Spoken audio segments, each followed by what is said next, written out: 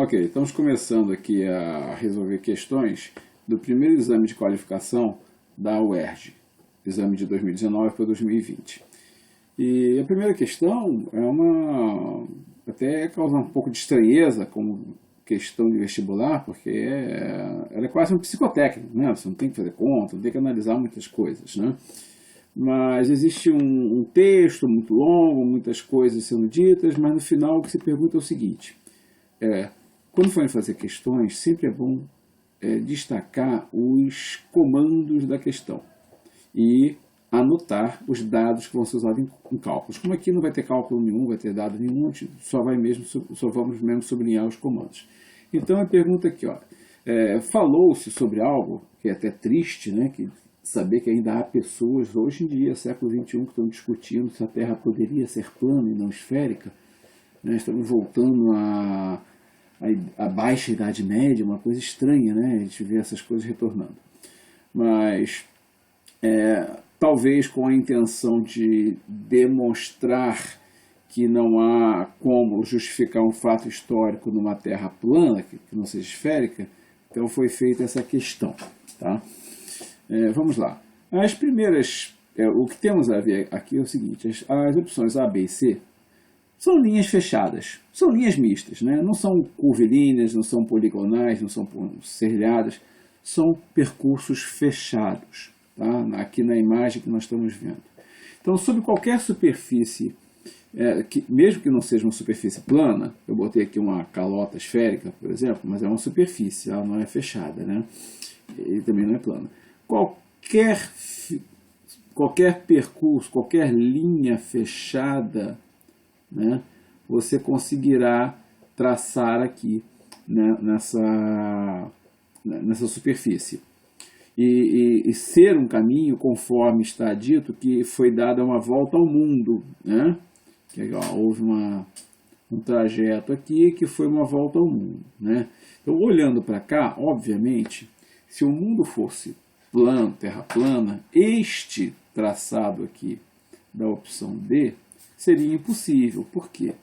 Porque olha só, começa do ladinho de cá, então o trajeto começaria aqui, né, e cairia, né, se perderia em algum lugar, sabe-se lá onde, não sei onde é que o pessoal da Terra plana coloca o centro de gravidade, mas supondo que seja abaixo do plano, seria algo assim, tá? Então, a viagem de volta ao mundo, em que se sai da Europa, vem nessa direção, daqui de repente aparece aqui e termina a viagem, isso não seria possível numa Terra plana. Então, ter existido essa viagem, comprova que a Terra não pode ser plana. Né? Então, eu fiz algo intermediário, né? Eu fiz como se nós estivéssemos saindo daqui, chegando até aqui, porque para mim é mais didático, mas na verdade vocês veem aqui no mapa que saiu da Europa, deu uma voltinha, daqui chegou até aqui e terminou a viagem aqui na Europa mesmo, onde começou. Começa e termina aqui. Então veja, em vez de ser plana, se nós pegássemos este plano e uníssemos, né, esta aresta a essa aqui, fizéssemos um cilindro, já seria possível fazer a viagem. Ó. Saiu daqui, foi sempre numa mesma direção, deu a volta lá por trás, chegou aqui e completou a viagem. Indo sempre numa mesma direção, consegue-se dar uma volta. Da mesma forma, aqui, numa Terra esférica. Né? Você parte daqui, vai nessa direção sempre, continua contornando e retorna para onde você partiu, sempre mantendo uma mesma direção. Tá? Então, a resposta aqui é D. Bem, como essas questões são muito simples, muito rápidas, eu optei por fazer em um mesmo vídeo as soluções de algumas delas. Tá? Então, vamos lá. Essa aqui, nós temos uma frase, que você já deve ter lido, e ele pergunta aqui, olha, os verbos sublinhados descrevem dois fatos, podem ser caracterizados respectivamente por. Aqui você vai partir das opções para entender o que ele está querendo. Né? Então, quando a gente vê isso aqui, ó, hipótese, né, o que isso nos remete? Este verbo aqui ele está no modo subjuntivo. Tá? E o que é o modo subjuntivo? O modo subjuntivo inteiro é o modo das incertezas, das hipóteses, das possibilidades, das probabilidades, né? E esse aqui é o modo indicativo. O que é o modo indicativo? O modo indicativo é o da certeza, é o do que foi, do que é e do que será. O subjuntivo que poderia ter sido, teria sido, talvez aconteça, pode ser que ocorra no futuro, tá? Então, o indicativo é o das certezas. Então, fica bem fácil ver essa questão aqui. Teria, não tem o sentido de inconcluso, nem de contínuo, né, porque ele foi informado que teria para o futuro. Então, nós temos aqui, o subjuntivo nos indica uma hipótese, e este aqui, por estar no indicativo, nos indica que ele realmente completou, né? Não é hipótese, é fato. Ok? Então, letra a resposta da questão 2. Bom, continuemos aqui. Vamos para a questão 3, do primeiro exame de qualificação da UERJ. Neste ponto, eu vou fazer uma pequena observação mais ampla. Tá? A questão ela é simplista e ela é tendenciosa. Tá? Ela coloca a visão de Barack Obama e de Donald Trump, um entrando no Acordo de Paris, e esse aqui está entrando e esse aqui saindo do Acordo de Paris. Né? Então, claramente há uma tendência a quem lê entender que, aqui bom, aqui ruim. E onde está a falha? É porque a gente não nos foi dada, não nos foi dado a compreender, a conhecer realmente o que está nesta opção aqui. Só falaram que ele saiu. Esse aqui entrou no acordo, e é claro o porquê. Vamos analisar um por parte. O Barack Obama. Depois que vocês lerem o texto, vocês vão ver o seguinte. Esse é o tipo de questão que, às vezes, há mais de uma resposta correta no sentido de que aquilo é verdade. Só que algumas delas não têm nada a ver com o que foi falado. Então, não tem absolutamente nada a ver com insumos agrícolas. Isso aqui não foi tratado na questão. Então, isso aqui está de fora. Ingerência de organismos internacionais não foi citado nada disso aqui. Neutralização de desastres ecológicos aqui começa a gerar um pouco de confusão, porque a gente sabe que o aquecimento global vai ser um desastre ecológico. Mas você não neutraliza algo que ainda vai acontecer. E o texto inteiro é para prevenir, evitar que o aquecimento global chegue a 2 graus ou mais. Então, embora a ideia seja essa, mas a gente só neutraliza coisas que já aconteceram. E não é isso que está na proposta do Obama. É impedir que aconteça no futuro. Então, 2 coisas nada a ver. Uma afirmação que tem algo a ver, só que se volta para o passado e não para o futuro. Então, na parte do Obama, é essa aqui. Neste momento, se nós estamos com pressa, a gente pega e já marca logo a opção D. A gente não precisa nem analisar a parte do Trump. Mas, como nós estamos estudando, vamos ver.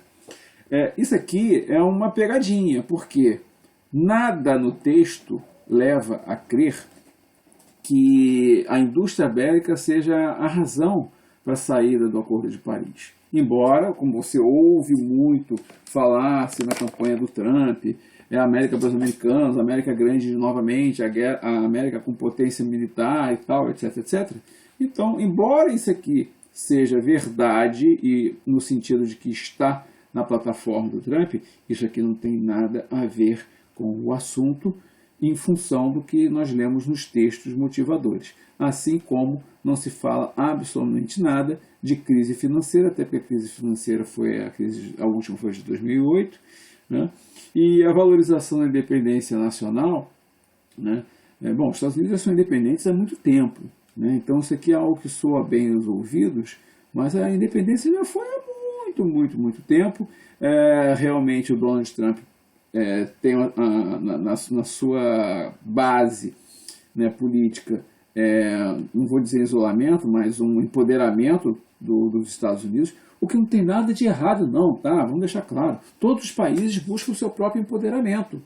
Mas os Estados Unidos são acusados quando eles fazem isso. Mas todo mundo procura. O Brasil procura o seu empoderamento de ter peso dentro da América Latina. O próprio ex-presidente Lula, que hoje está na cadeia, ele tentou que o Brasil conseguisse uma cadeira permanente no Conselho de Segurança da ONU.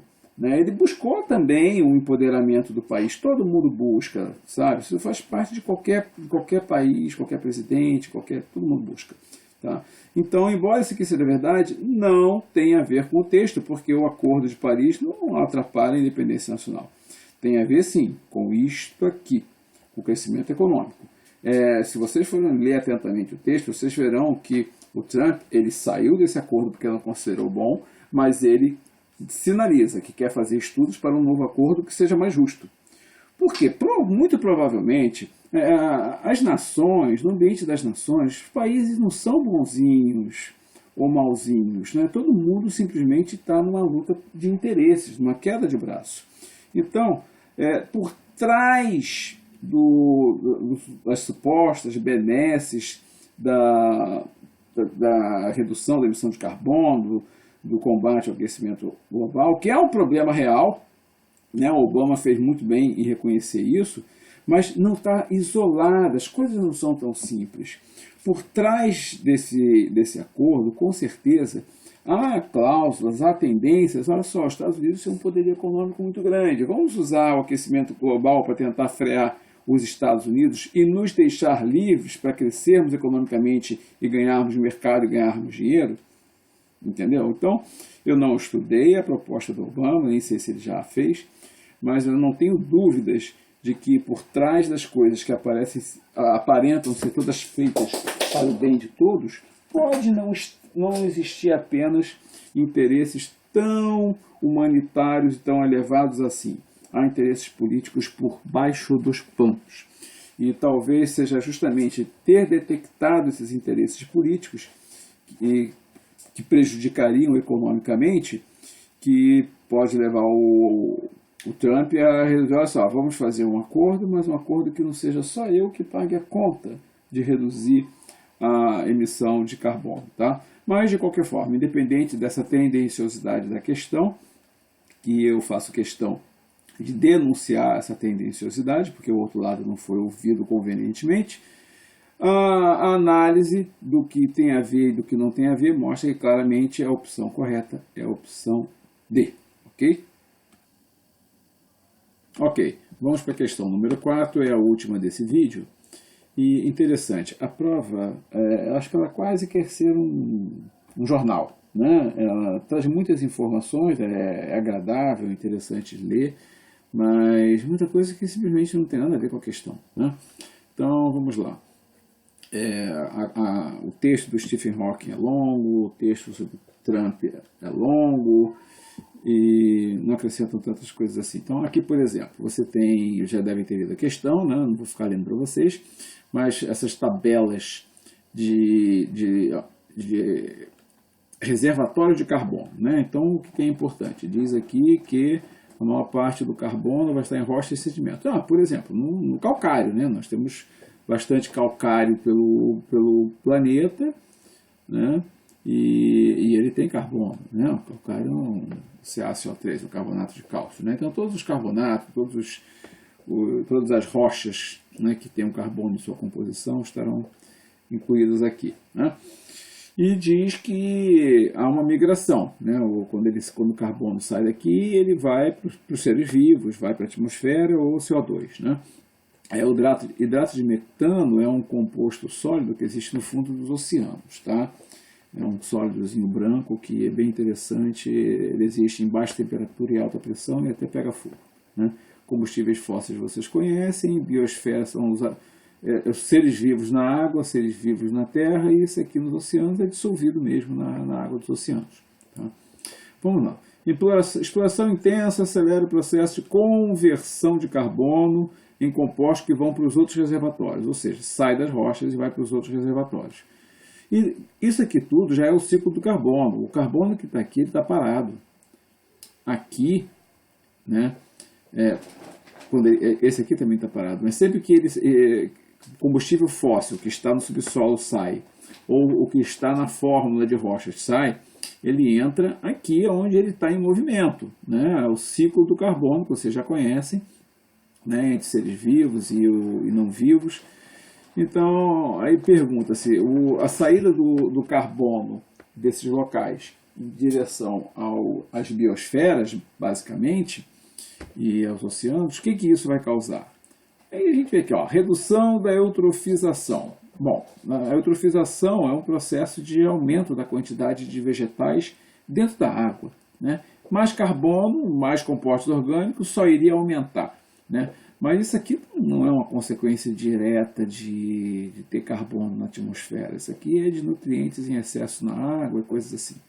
Bom, aumento do efeito estufa, ótimo. Isso aqui, ozônio é um alótropo do oxigênio, né? O O3 não tem nada a ver, nitrogênio é o N2, também não tem nada a ver com o carbono, que é o centro da atenção aqui nessa questão. Na verdade, se você olhar bem, a gente não precisaria nem dessa bela, né? Se nós olharmos para essa questão daqui para baixo, bastava isso, tudo o resto é blá blá blá, né? Sabendo que é efeito estufa. Isso aqui não tem nada a ver, né? Ozônio não tem nada a ver, nitrogênio não tem nada a ver. Eutrofização também não tem nada a ver, só por eliminação, se o assunto é carbono, nada disso aqui tem a ver com carbono, pronto, marcou aqui e seguiu a vida. Então é uma questão que você te toma muito tempo com coisas que não são relevantes, mas até são interessantes. Ok? Então vou terminar esse vídeo por aqui, 4 questões.